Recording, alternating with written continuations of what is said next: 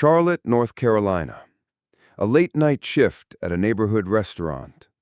Inside, the hum of fluorescent lights, the clatter of dishes being put away, the quiet routine of closing time. For two young co-workers, it was supposed to be just another ordinary night. But within minutes, that silence shattered. And what unfolded inside those walls would leave a community in shock and a courtroom searching for answers. This isn't a story about strangers. It's about people who knew each other, people who worked side by side, people who, only hours earlier, had no idea how the night would end. And when the truth finally came out, it wasn't just the tragedy itself that stunned the public. It was what happened after. The decisions made, the voices heard in court, and the sentence that would leave many asking the same haunting question: how could this have happened? Tonight, we take you inside a case where the line between ordinary and unthinkable was crossed in a matter of moments. A case that asks not only about guilt and innocence, but about justice and what it really means. Charlotte is a city of rhythm and routine. By day, its streets are filled with the steady flow of commuters, the pulse of commerce, and the sound of life moving forward. By night, it quiets. Neon signs flicker on, and ordinary places take on a different weight under the cover of darkness. In the neighborhoods just outside the bustle, fast food restaurants hum with late-night activity. For some, these places are a quick stop for a meal. For others, they're a workplace, a stepping stone toward bigger goals, a paycheck to keep life moving, or simply a space to share shifts with familiar faces. It was in one of these places, on one of those nights, that a story unfolded. Not in the headlines of national news, but in the lives of real people, inside the walls of a restaurant most would drive past without a second thought. What happened here wasn't the work of strangers. It was something closer, something more unsettling. A conflict that began quietly, almost invisibly, until it reached a point of no return. And when the night ended, the questions were only just beginning. Questions about choices, about responsibility, about justice itself. This isn't a tale about crime in the abstract. It is a story of two young lives, a community caught in disbelief, and a justice system that delivered an outcome few expected. As we step inside this case, we're not just asking what happened that night. We're asking why.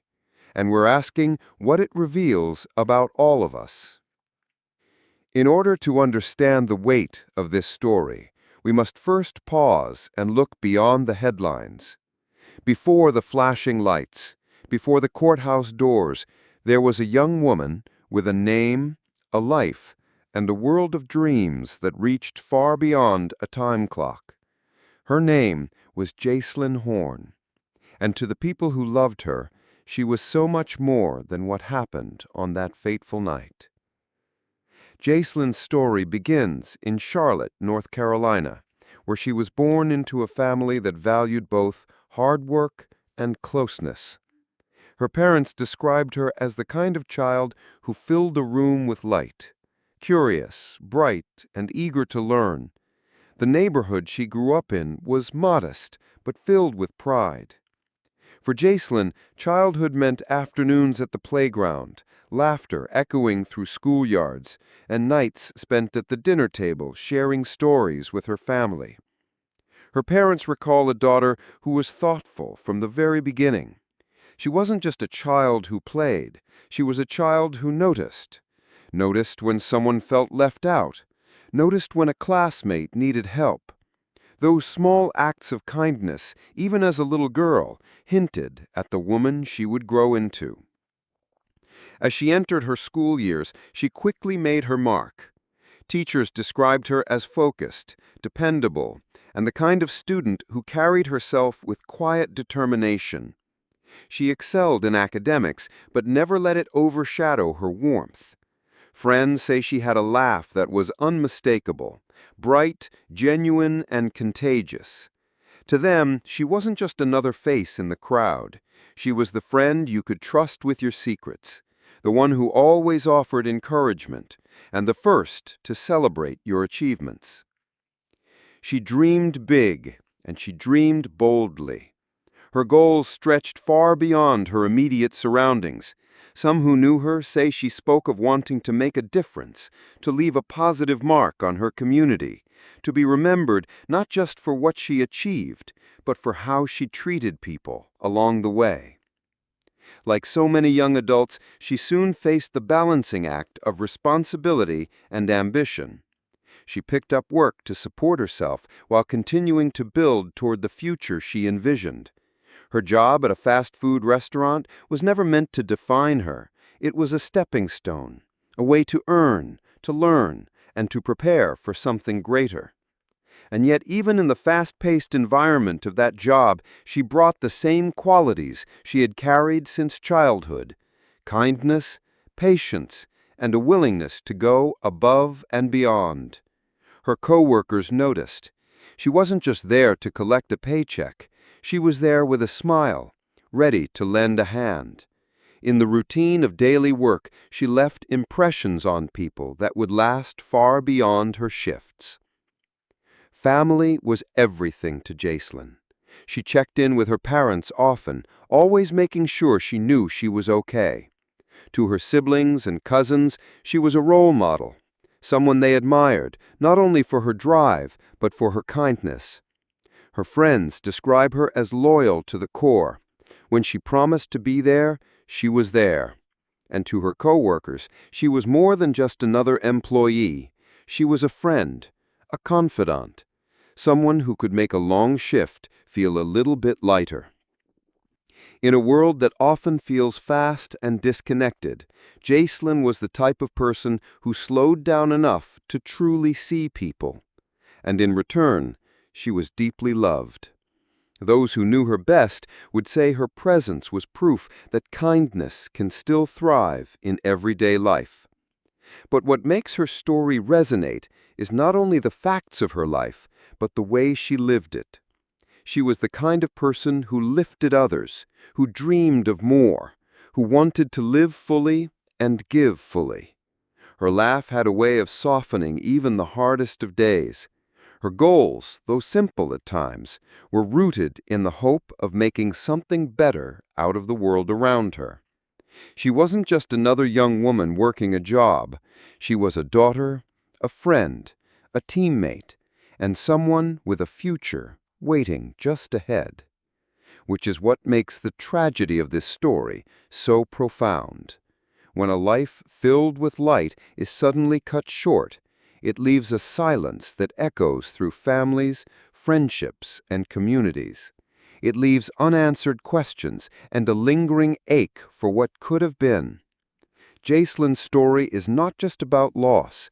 It is about the ripple effect of love, of memory, of what it means when someone who mattered deeply is no longer here. And as we move forward, it's important to remember, before the courtroom, before the headlines, there was Jacelyn, a young woman with dreams, with laughter, with love. And that is where her story must begin. Charlotte, North Carolina, a city of lights and shadows, of ambition and struggle. And somewhere within it, a young man named Malik Crosby was navigating his own path. To understand what happened on that fateful night inside Cookout, we first need to understand him, the boy he was, the young man he became, and the pressures that quietly shaped his choices. Malik was born into a world that offered both promise and pressure. His parents, like many, worked hard to provide stability. Those who knew him as a child often described him as curious, energetic, sometimes restless. the kind of boy who wanted to be everywhere at once. He grew up in a household where love existed, but so did challenges. Money wasn't always abundant, and opportunities often had to be carved out rather than handed down. It was an upbringing familiar to many in Charlotte, shaped not only by family, but also by the environment around him. In his early teenage years, Marek began to reveal more of who he was becoming. He had charm when he wanted to, a way of connecting with peers. On the basketball court, he wasn't the star player, but he played with determination, and his friends respected that. But those same years also revealed a tension inside him. Teachers noted he could be bright when focused, but easily distracted, quick to frustration. For some, it was just youthful energy. For others, it hinted at something deeper, a short fuse waiting for the right spark. Friends described Malek as funny, loyal, and protective, but also someone who could shift quickly if he felt disrespected. Respect meant everything. In his community, a reputation could define you, and for Malek, that weight seemed to rest heavily on his shoulders. Still, he wasn't defined only by his temper. He cared about his family, and he wanted to help. As he grew older, he understood the responsibility of contributing, of carrying his part of the load. That sense of duty pushed him toward work. Like many young adults in Charlotte, Malek found his way into the fast food industry. Cookout, a bustling chain known for late-night crowds and quick meals, became part of his routine. It wasn't glamorous work, but it was steady, and it kept him connected to people his age who understood the same grind.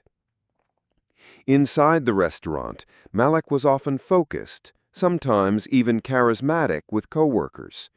But kitchens are hot, loud, and fast-paced, and tempers can flare in the smallest moments. He wasn't immune to that. Coworkers noticed patterns. Some days Malek was lighthearted, joking between orders. Other days, a simple comment could shift his entire mood. The pressures of low pay, long shifts, and limited opportunities weighed on him, even if he didn't always say it out loud. There were financial realities, there were social pressures, and there was the quiet feeling of wanting more than the path in front of him seemed to offer. Malek's story is not one of a villain written from birth. It's a story of a young man pulled between good intentions and unresolved struggles. His friends still saw him as someone with potential, someone who could turn things around, but they also recognized the red flags: the short temper, the defensiveness, and the inability to let certain slights go. These weren't just random traits, they were signposts, small warnings, building into something larger. What makes Malek's background so haunting is not that he was destined for tragedy, but that he seemed caught in a fragile balance, one where one choice, one moment, could tilt everything. He was a son, a friend, a coworker, a young man searching for footing. But beneath it all, there was a storm forming, invisible until it broke into the open. Malek Crosby's background doesn't provide excuses, but it does provide context. His story, like so many others, reminds us that behind every headline is a life shaped by family, by community, by struggle, and by choice. And it's within that complexity that the seeds of tragedy often lie. At the heart of this story lies a workplace. Not a boardroom, not a high-rise, but a modest fast food restaurant. Bright neon lights, greasy counters, the rhythmic clatter of trays and fry baskets. It was here, beneath fluorescent bulbs and the hum of late-night orders, that Jacelyn Horn and Malek Crosby's paths crossed. On paper, it was ordinary. Two young adults trying to make a living, each with their own dreams, frustrations, and private worlds. But sometimes the most ordinary settings hide the most extraordinary tensions. To some, their connection was little more than routine, co-workers bound by schedules and shift rotations. To others, there were subtle undercurrents, a glance that lingered too long, a silence that said more than words ever could. Jacelyn, who knew her warmth, carried herself with a natural grace. Even in the rush of a busy shift, she could flash a smile that steadied the chaos. She was the kind of coworker who noticed when someone looked overwhelmed and stepped in without being asked. People remembered her for her kindness, sometimes even her patience, in an environment where patience was often tested. Malik, by contrast, was quieter. He wasn't unkind, but there was a weight about him, an aura that suggested he carried burdens he rarely voiced. He clocked in, did his job, and clocked out. Coworkers described him as reserved, sometimes brooding, sometimes sharp if pushed. For some, he was just another name on the schedule board. For others, he was unpredictable. Did they get along? The truth depends on who you ask. Some accounts painted them as simply coexisting, professional, civil, nothing more. Others hinted at a different picture. Moments of friction, subtle arguments that coworkers overheard but didn't fully understand. A workplace can be a fragile ecosystem. Long hours, late nights, the stress of serving impatient customers. All of it leaves little space for composure. And in that pressure cooker, personalities can clash. But here's the haunting truth. No one saw the full picture. No one outside those walls could say with certainty what truly passed between Jacelyn and Malik when the orders slowed, when the kitchen fell quiet, when it was just two coworkers cleaning up at the end of the night. Was it tension? Was it rivalry? Was it something more personal, something left unspoken? These are the questions that linger like shadows over this case. And perhaps the most unsettling thought of all, no one realized at the time just how high the stakes were becoming. In the weeks before everything unraveled, life inside the cookout restaurant in Greenville seemed, at least from the outside, ordinary. The neon sign flickered in the humid North Carolina nights, a beacon for late-shift workers, college students, and families passing through. But behind the register counters and the sizzling grill, currents of tension were slowly beginning to form. For Jacelyn Horn, those days looked like routine. She came to work with her hair tied back neatly, her uniform pressed, and her smile prepared for customers who often carried the stress of their own long days. To most, she was steady, dependable, and kind. Yet to those closest to her, there was also the weariness of long shifts and the challenge of balancing her personal life with the demands of a job that never seemed to slow down. For Malik Crosby, those same days carried a different weight. He had been juggling financial pressures, personal frustrations, and the kind of quiet storms that often build unnoticed in someone's mind. To coworkers, he could appear reserved one day and restless the next. Sometimes he worked with precision and speed, flipping burgers, calling orders, moving with the rhythm of the kitchen. Other times, his silence felt heavy, his eyes distant, like he was carrying burdens no one else could see. Small things began to matter more than they should. A misplaced order, a delayed shift change, a passing comment overheard the wrong way. Most coworkers brushed these moments off, the way people do in any fast-paced job.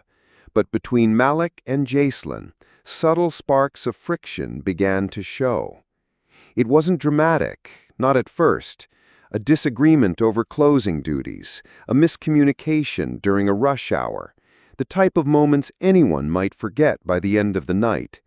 Yet as the days stretched on, the energy between them carried an edge that others could sense but didn't always name. Some said they noticed Malik becoming more withdrawn, quieter than usual. Others recalled Jacelyn's attempts to stay patient. Her natural kindness pushing her to smooth over tension rather than fan it. Still, there was a shift in the air. One of those changes that, in hindsight, feels obvious, but in real time, seems small enough to ignore. As the timeline moved closer to that fateful night, moments of pressure built like layers of storm clouds. One evening, during a particularly chaotic rush, a customer complaint triggered frustration in the kitchen. Voices rose, orders piled up, and though no one would call it an explosion, the tone between Malik and Jacelyn tightened in a way that left some coworkers exchanging uneasy glances. It wasn't open hostility. It wasn't even obvious conflict, but there was an undercurrent, like a wire pulled too taut. Outside the restaurant, life wasn't any simpler. Malik was facing the grind of bills, responsibilities, and the quiet frustration of feeling overlooked or misunderstood.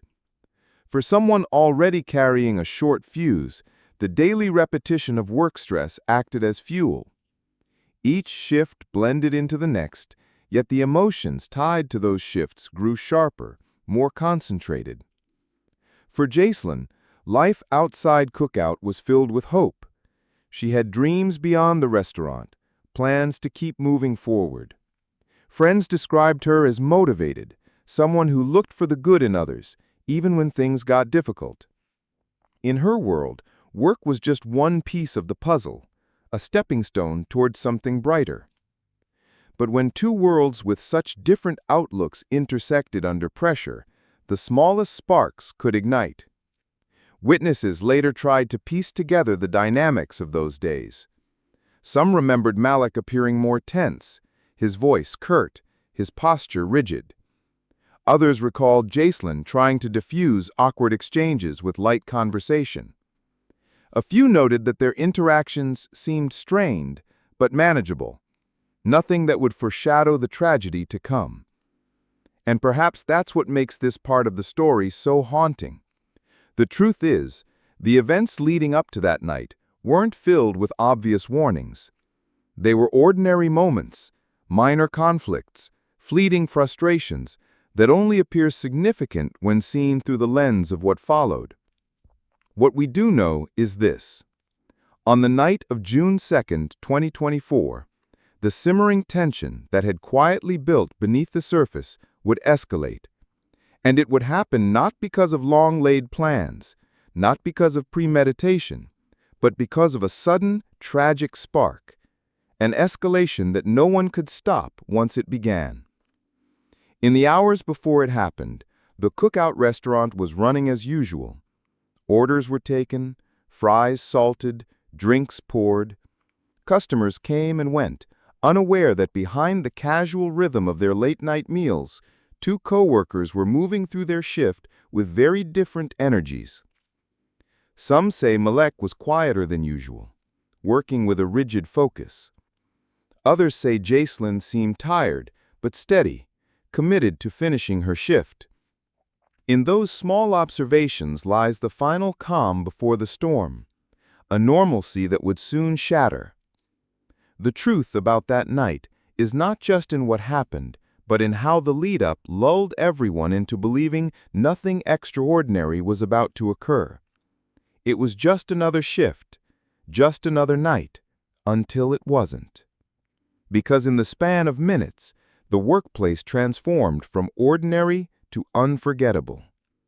And the ticking clock that had been counting down for weeks finally struck zero. As viewers, we are left to ask, how many tragedies are born not from grand designs, but from ordinary moments spiraling out of control? How many lives change forever because of seconds that no one saw coming? And in Greenville, on that night, the answer to that question would leave a community shaken to its core. Nightfall in Greenville carried with it the usual rhythm of the city. Cars hummed along the nearby streets, neon lights flickered over sidewalks, and inside the Cookout restaurant, The closing shift was winding down. An ordinary night, at least on the surface. For the team inside, it was business as usual. Counters were wiped down, fryers cooled in the background, the hum of refrigeration units filled the spaces between conversations. It was the type of night shift routine that could almost be done on autopilot. Repetition, rhythm, the quiet patience of workers eager to clock out and return home. But beneath this ordinary routine, tension was brewing. A tension invisible to customers. A tension that coworkers had noticed before. Brief exchanges, curt tones, the kind of small sparks that, when unchecked, could ignite into something much larger. Malek Crosby and Jacelyn Tate were both part of this final shift. On the surface, there was nothing unusual. Their presence side by side was common. They had worked these late hours before. They had shared the same space countless times, moving in and around each other like gears in a machine. Yet this night would not end the way others had. It began quietly, Jacelyn focusing on her tasks, Malek moving through his own checklist. But the air between them was heavy. Words exchanged earlier in the week still lingered. Small frustrations, perceived slights, and unspoken resentment had built a wall between them. And as the night stretched on, those tensions pressed closer to the surface.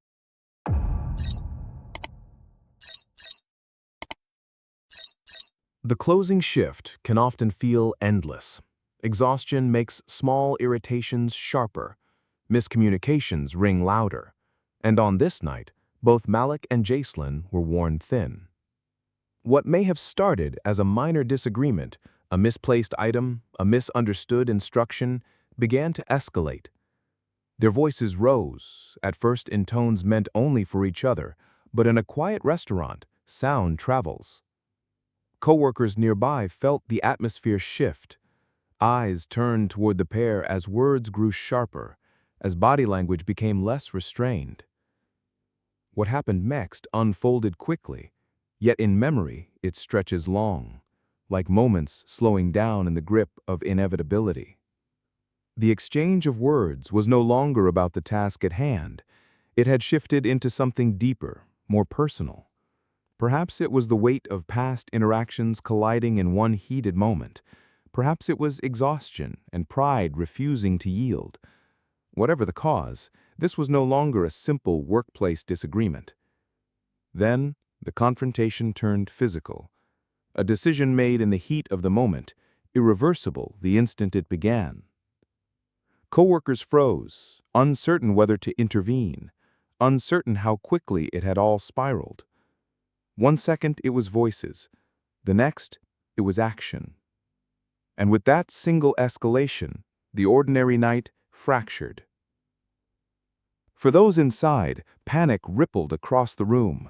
What had started as routine closing tasks now spiraled into a scene that no one could have predicted. Every sound felt amplified. The crash of objects knocked from counters, the raised voices echoing against tiled walls, the sharp intake of breath from witnesses who suddenly realized they were part of something terrible. In moments like these, seconds feel like hours. Choices once made cannot be undone. And in that split second, a young woman's life was cut short. Sirens arrived soon after, cutting through the quiet streets of Greenville. Their glow lit up the restaurant walls, a grim reminder that what had unfolded inside could never be reversed. Officers stepped into a scene already heavy with shock and silence. Workers who had once been part of an ordinary night now found themselves repeating fragments of what they had seen, their voices trembling as reality sank in. For Malek, there was no undoing what had been done. A single decision, born out of anger and frustration, had forever altered two families, two futures, and an entire community. And for Jacelyn, the vibrant young woman whose life had been intertwined with this workplace, these coworkers, these long nights, her story was now frozen at just 21 years old. In that cookout restaurant, time seemed to split. Before the confrontation, after the confrontation. Nothing in between. The night of July 15th would forever be remembered not for what it began as, a routine closing shift, but for what it became, a moment of irreversible tragedy. And in its aftermath, questions would ripple outward. Questions about what led to this night, about the pressures that build silently, about the moments when intervention might have changed the outcome. But in those final moments, inside that quiet restaurant, those questions had not yet formed. All that remained was shock, silence, and the flashing of sirens breaking the night. The silence after tragedy is often the loudest sound of all. Inside the Charlotte cookout that night, the final moments of routine gave way to chaos. Coworkers who just minutes earlier had been sweeping floors, counting registers, and chatting about plans after work suddenly found themselves frozen in disbelief. What began as a heated exchange had escalated in a way no one could have predicted, leaving behind a scene that would forever change everyone who witnessed it. Phones came out. A 911 call was made. The voice on the other end was panicked, shaky, trying to find words for the unthinkable. Operators are trained to stay calm, to pull details through the static of shock. But even they could hear it, the weight of fear, the tremor of young voices trying to make sense of what had just happened. The first officers from the Charlotte-Mecklenburg Police Department arrived within minutes. Their patrol cars cast blue and red across the restaurant's brick exterior. The lot, usually buzzing with late-night customers, was eerily still. Officers moved quickly, their training kicking in, but behind each tactical step was the human reality. 2 employees, barely out of their teenage years, had been caught in a storm of conflict that turned irreversible. Detectives secured the scene, taping off the parking lot. Crime scene technicians began their work, moving carefully under the harsh floodlights. Evidence markers dotted the floor inside, telling a story that no one wished to read, but one investigators had no choice but to piece together. The co-workers, still shaking, some crying, some standing in stunned silence, were separated for interviews. Their statements became the first puzzle pieces, fragments of memory stitched together. The argument, the sudden escalation, the moment when voices became more than just frustration. Each account carried the same undertone, disbelief that 2 people they saw every day, 2 people who once laughed and worked side by side, could end in this. By dawn, the story had spread. News outlets broke the headline, a young cookout worker had lost her life, and another, Malik Crosby, was in custody. The city of Charlotte awoke to shock. Text messages rippled through social circles. Families called one another. Social media lit up with disbelief, photos of Jacelyn paired with aching captions of grief, and Malik's name tied to words no one thought they'd see connected to him. Police charged Crosby that same morning. His mugshot, released to the press, captured the gravity of what had happened. Behind the standard backdrop and expressionless face was a story far deeper. A young man whose choices had just rewritten the lives of many, including his own. Investigators spent the following days reconstructing the timeline. They spoke to every employee on shift that week. They pulled surveillance footage from the restaurant and neighboring businesses. They looked into workplace records, schedules, and text communications that might give insight into the dynamic between Malik and Jacelyn. Each detail was scrutinized, not just to determine what happened, but why. As the case built in files and interviews, the community struggled with the human weight of it all. 2 families, both from Charlotte, both with roots in the same city streets, found themselves on opposite sides of an unimaginable divide. Jacelyn's family mourned a life taken far too soon, their grief compounded by the shock that had happened while she was simply finishing a shift at work. Malik's family, meanwhile, was left to reconcile the young man they raised with the young man now facing the justice system. For them, too, Life had split into a before and an after. The investigation culminated in a formal arrest record and charge. Malik Crosby would face the court system, accused of ending Jacelyn's life during what authorities described as a workplace confrontation that spiraled out of control. And the ripple effects were undeniable. Friends of both expressed their sorrow. Some remembered Jacelyn's laughter, her bright energy, her plans for the future. Others remembered Malik's good-natured side, how he had once been a teammate, a neighbor, a familiar face in the community. It was the contrast that haunted many.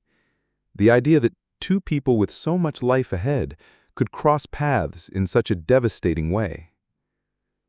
For Charlotte, the case was more than a headline. It became a story whispered in workplaces across the city, about tempers, about unresolved tension, about the fragile line between conflict and catastrophe.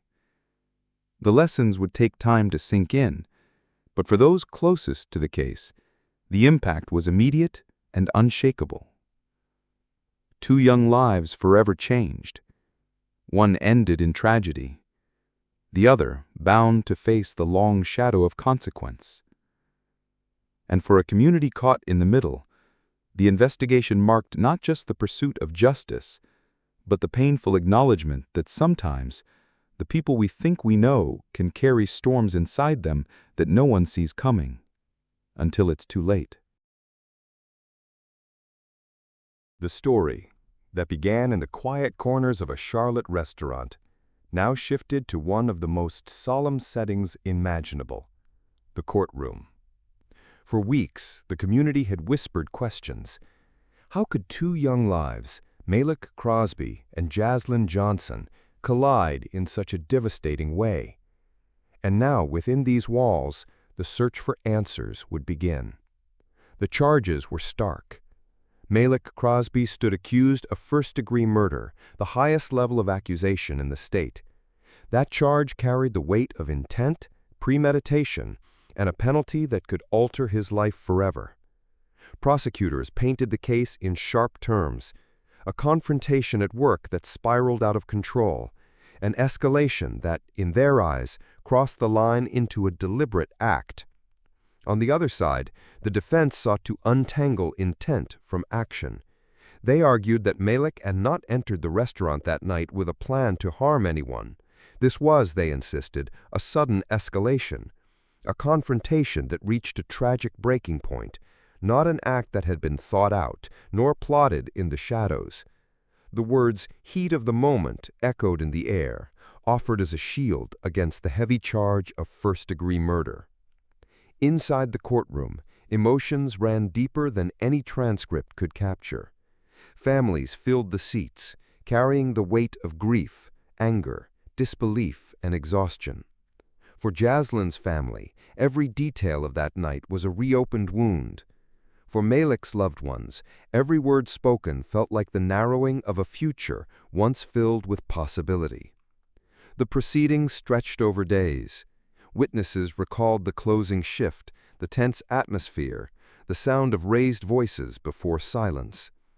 Officers testified about the immediate aftermath, the urgency of their arrival, the frozen looks on co-workers' faces. Experts weighed in on the timeline, on what may have triggered the breaking point. And yet, for all the evidence laid bare, one question loomed larger than any piece of testimony. Was this a planned act, or was it a moment of irreversible rage? As arguments closed, anticipation grew heavy in the air. The prosecution, confident in their stance, urged the court to see premeditation. The defense, leaning on the fragile line between anger and intent, pushed for a lesser view. Then, the unexpected twist. Rather than continuing toward a full trial on first-degree murder, the case took a sharp turn. A plea agreement was introduced. Malik Crosby, the young man once facing the possibility of life behind bars, would plead guilty to voluntary manslaughter. The room shifted. Murmurs rose among those seated in the gallery. For some, it felt like relief, a chance to avoid the uncertainty of a long trial. For others, It felt like a fracture in justice. The sentence, determined by state guidelines, was between 51 and 74 months, just over 4 to a little more than 6 years, a span of time that seemed impossibly small when measured against a life lost. Reactions rippled immediately. Jaslyn's family struggled to hold back disbelief. They had braced themselves for a trial that might end with a lifetime sentence. Instead, they were left with a reality in which Malik would one day walk free. To them, no number of months or years could balance the loss of their daughter. Malik's family sat in silence, absorbing the magnitude of the outcome. Relief and sorrow intertwined. Relief that the harshest penalties had been set aside, but sorrow that a young life had still been cut short and another life would now unfold behind prison walls. The courtroom, once filled with arguments and echoes, slowly emptied. But outside its walls, the story was far from over. The sentence marked not an ending, but a haunting question. When justice is weighed, how do we measure it? By years served, by lives changed, or by the permanent absence left behind? When the courtroom doors finally closed and the cameras turned away, what remained was not just a verdict or a sentence, but a community struggling to process the weight of what had happened. Two names, Malik Crosby and Jaslyn Lynch, were now bound together in the collective memory of Charlotte, not for the work shifts they once shared, but for a night that forever changed the course of their lives. For Jaslyn's loved ones, the loss was immediate, permanent, and unthinkable. She was remembered not as a headline, but as a daughter, a friend, and a young woman with plans that stretched far beyond the walls of the restaurant. Friends described her laughter as the kind of sound that filled a room. Co-workers remembered her as someone who could ease tension with a smile, even on the longest shifts. And her family spoke of a girl whose dreams had only just begun to take shape. The community rallied in the days that followed. Vigils were held where flickering candlelight pushed against the darkness, illuminating faces streaked with tears. Flowers and handwritten notes piled at the entrance of the restaurant where Jaslyn had once walked through with casual familiarity. Those gestures became symbols of love, remembrance, and the collective need to hold on to her memory. But even as grief poured out, there was also reflection. People asked hard questions about how conflicts in the workplace could grow unchecked, about the role of stress, pressure, and unspoken frustrations. Community leaders, pastors, and counselors used the tragedy as a point of conversation, urging young people to think about choices, to pause in moments of anger, and to understand the permanence of a single irreversible act. At schools and community centers, Jaslyn's name was spoken with reverence. Teachers who had known her reminded their students that life can change in an instant, and that empathy and communication are tools that can prevent heated moments from spiraling out of control. For Malik, the legacy was more complex. His arrest, conviction, and sentencing created another kind of grief, a reminder that two families had been altered in profoundly different ways. His loved ones mourned not only what he had done, but also what he had lost, the chance at a future free from bars, from regret, from the weight of a single night. The dual tragedy, the loss of Jaslyn's life and the unraveling of Malik's future, became a mirror for the city. Conversations about youth violence, emotional regulation, and conflict management deepened. Local organizations began speaking more openly about de-escalation, encouraging programs that taught young adults how to handle disputes before they erupted into irreversible outcomes. At the heart of it all was Jaslyn's memory. Family and friends organized tributes, not only to honor her, but to keep her spirit alive. Social media filled with photos of her smiling face, with captions about love, kindness, and the fragility of time. For those who knew her best, the tributes were more than just remembrance. They were a vow that her story would not fade into silence, that her laughter would echo in the lessons learned from her absence. So, in Charlotte, as candles burned and communities gathered, Jaslyn's story became more than tragedy. It became a warning, a reflection, and a call for compassion. A reminder that beneath every headline are human lives, hopes, families, futures that can be altered in the blink of an eye. Her legacy rests in the conversations she inspired, individuals held in her honor, and in the determination of a community to remember not just how her story ended, but how her life was lived. The story of Jaslyn Tate and Malek Crosby is one of those rare moments where time seems to fracture. In just a few seconds, 2 lives and countless others around them were changed forever. Jaslyn, a young woman with ambition, light, and promise, was taken from the world in an instant. Her loved ones remember her laugh, her kindness, her drive. Those memories will forever be frozen in time, the unfinished story of a life that should have stretched decades further. Malek Crosby, once seen as just another teenager navigating early adulthood, became a central figure in a courtroom, his future now defined not by potential, but by consequence. For him, freedom is postponed, opportunity diminished, and identity forever attached to the worst night of his life. It is a tragedy that rippled far beyond a single restaurant, far beyond Charlotte. It touched the lives of families, friends, co-workers, and even strangers who only knew the case from the headlines. And it asks a question that lingers long after the courtroom lights have dimmed. How quickly can a moment of anger destroy everything? We often imagine the line between life as usual and life shattered is wide, marked by warning signs that we can clearly see. But more often than not, it is paper thin. It is a split-second choice, a sudden escalation, a moment when someone doesn't step away, doesn't breathe, doesn't pause. And in that failure, a tragedy is born. The community continues to honor Jaslyn's memory, not just through vigils and flowers, but through conversations about prevention, about teaching conflict resolution, about creating safer environments For young people in the workplace, and about recognizing when tensions are building before they reach a breaking point. Her story is now more than just what happened inside that restaurant. It is a reminder, a warning, a call to choose peace over anger, dialogue over confrontation, restraint over impulse. Because once that line is crossed, there is no return. And so we close this chapter, but not without a final reflection. 2 lives lost in different ways, one to violence, one to consequence. Both families left searching for answers, both communities grappling with pain, and all of us left with the reminder that justice, no matter its outcome, can never undo what has been done.